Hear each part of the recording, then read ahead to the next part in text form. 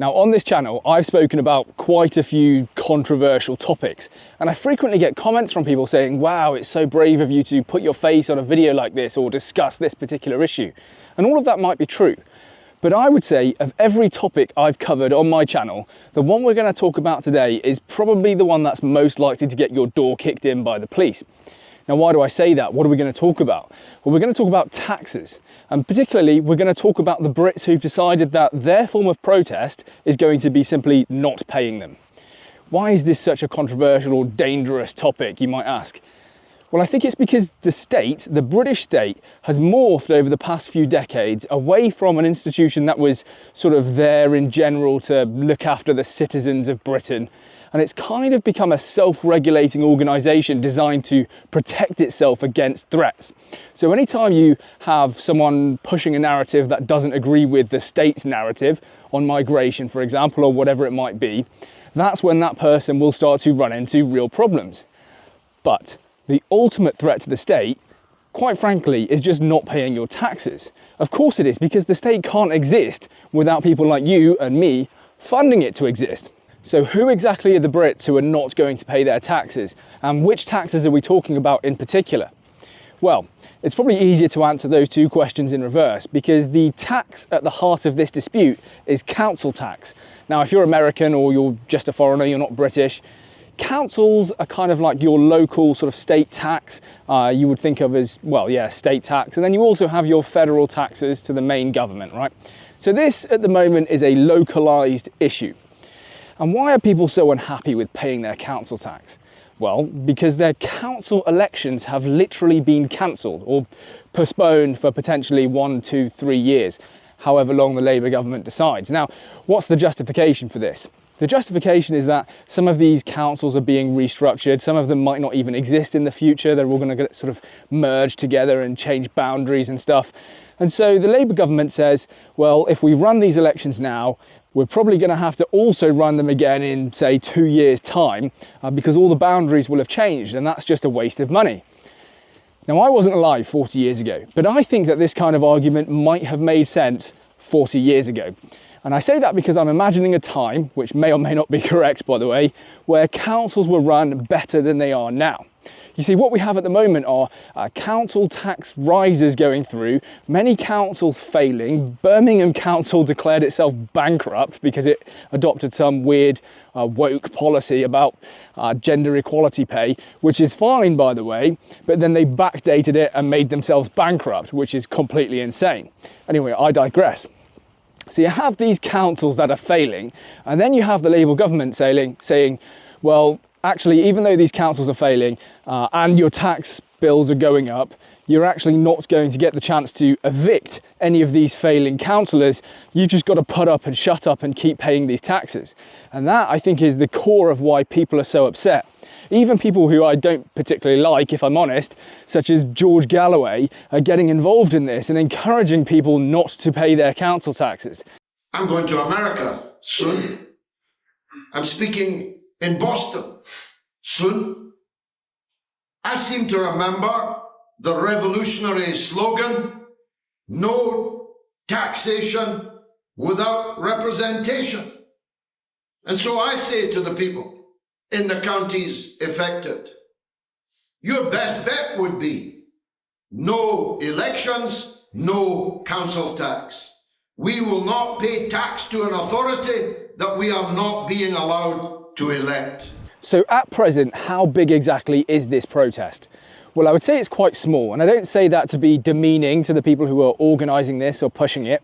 I say it because it's true as far as I can tell. If you go and read the Daily Express article, there's a handful of people giving statements about their reasons for why they're not going to pay council tax. But that's still just a handful of people. I believe them entirely, but it's still just a handful of people. Now, there's also a group on X, which is called the Council Tax Strike Group, which sounds like some kind of naval military formation, but it's not. And that has about 6,000 people in it. Now, 6,000 people is a lot. It sounds like a lot, and if there were 6,000 people here, you know, over my head, you wouldn't be able to see the end of the line. That's all true. But 6,000 people, even in one council, isn't going to bring about that kind of change. It's not going to cripple the council and force them to bend to your will. You need more people. I've only been seeing this going on for the last couple of days. So if I'm correct in thinking that this is actually gaining steam quite quickly, what you could see are quite large numbers of people signing up saying, yes, I will do this, I will not pay my council tax. And if that kind of thing happens, then yes, this could be really effective. If you get 60,000 people or 100,000 people, it's going to work. They are going to bend to your will at that point, because actually it's more expensive to keep on with the postponement of having your elections than it would be to just cave and give you the election in the first place. So yes, this could work, this could be effective, but it really does require sort of strength in numbers. I should add, as a disclaimer at this point, I don't really understand the legal status of this. I imagine, though I could be wrong, it's probably illegal not to pay your taxes. So if this is something that you're listening to and thinking, yeah, I love a bit of civil disobedience, I'm definitely going to get involved in this, sounds like a great laugh, just consider that what you're doing may well be illegal, and you may want to consider taking legal advice. I actually don't really understand the legality clearly. Okay, let's just assume for the sake of argument that this would be illegal. What about the principle? Can we justify the principle of doing this, ethically, for example? Well, let me give you a real example from history. In the 19th century in America, in 1846 to be precise, there was a man named Henry David Thoreau. He was an academic, a writer, a philosopher. I've read his works. He was very clever. And he refused to pay his taxes as a form of protest. Why did he do this? Because he disagreed with America's policy on slavery.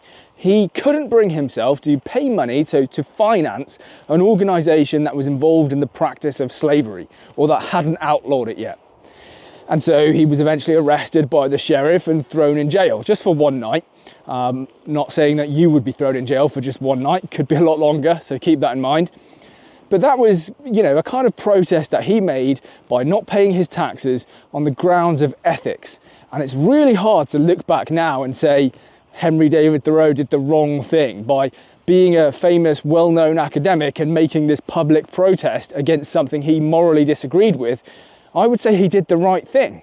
So I think this can be ethically justified in the right circumstances. But do we have the right circumstances in order to justify ethically not paying our council tax? Well, we obviously don't have something like slavery, but what you would have to do is look at how the councils have been spending their money and see if there are things in there that you ethically object to. Now, most people think of when they pay their council tax that the potholes are getting filled, if they are, which they rarely are, or the bin men are coming round, or general upkeep of the local area, that kind of thing. But what if I told you that that's not all that councils have been spending your money on? For example, Bracknell Forest Council spent an additional £1.3 million on refugees, including paying for driving lessons for illegal immigrants. Okay, so you might ethically disagree with that. Croydon Council spent an additional £317,000, including to have them taught DJ skills. Interesting. Bristol Council spent an additional £270,000 to ensure that migrants had trips to football and cricket matches. Now, all of this is on the backdrop of, as I mentioned earlier, council tax rises. So you have to keep in mind that the council taxes are going up and they're being spent not on people who have been here for their whole lives, invested in the area and have roots to this area, but in some cases over £1 million on things like driving lessons and driving tests for people who arrived here illegally on a boat. And you might ethically disagree with that. Now, on the topic of council tax rises, it's probably worth me just reminding you of exactly what Keir Starmer said was going to happen prior to the election and what has actually now happened. Not a penny more on your council tax, not a penny more than the bill you paid last year. So, council elections cancelled, council taxes rising, people unhappy, money not being spent very well, and some people have said, we're not going to pay this anymore. Fine. But there's another question here. Could this go more mainstream and widespread? Could some people start to look at income tax or national insurance and say, I don't really want to pay that anymore because, quite frankly, I'm not happy with how my tax money is being spent? Maybe. Again, legal disclaimer, I don't recommend you do this, of course, but they might have a point, right? Watch this video and let me know if you think that this is a good way for the British state to be spending your tax money. It's time to reveal a national scandal.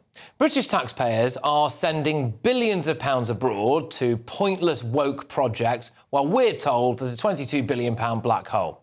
What I'm about to tell you paints a picture of, in my view, government-sponsored fraud, corruption and waste that spans decades. Are you ready? You sent £1.4 billion to refurbish the High Commission in Nairobi. This included replacing lighting and their fire alarms. Does that sound like value for money to you? You spent £15.5 million to set up climate-smart jobs in Uganda. There is 133 grand to monitor the Afghan Taliban's narcotics ban, £50,000 to study the health of shrimps in Bangladesh.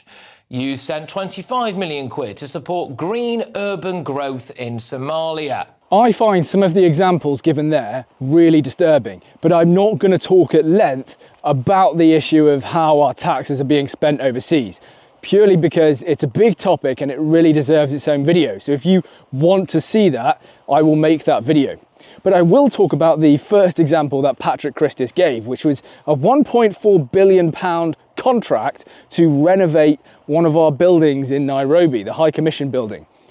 That's crazy. First of all, our relationship with Kenya is not worth 1.4 billion. Yes, we do some military training exercises out there, but it's still not worth 1.4 billion pounds. Second of all, the winter fuel payments cost 2.1 billion pounds per year. So this could almost have paid for the winter fuel allowance for an entire year, but instead we're spending it renovating a building in Kenya. Excellent. And also, let's think about 1.4 billion pounds to renovate a single building. It is absolutely insane. Rolls-Royce at the moment are building something that they call small modular reactors, which are basically small nuclear power plants. And do you know how much they think it's going to cost to build each one? 1.8 billion pounds. So in the UK, Rolls-Royce think that they can build a nuclear power plant for less than 2 billion pounds, 1.8 billion pounds.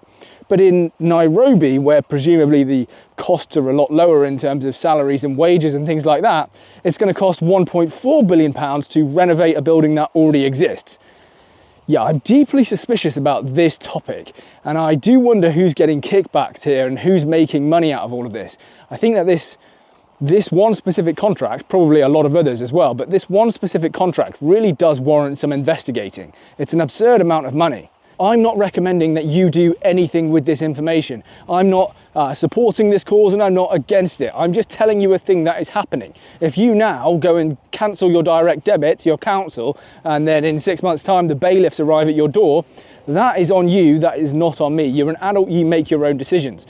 I'm just telling you about a thing that is happening. And you know what? I'm doing exactly what I do at the end of every video, where I just suddenly go freehand and I just start rambling. So I'm just going to cut it off. I'm just going to stop myself before I get to 10 minutes of talking absolute crap. And I will see you in the next one. Please leave a like, a comment, subscribe, unsubscribe if I've offended you somehow, and then we'll never have to meet again. And yeah, till the next one.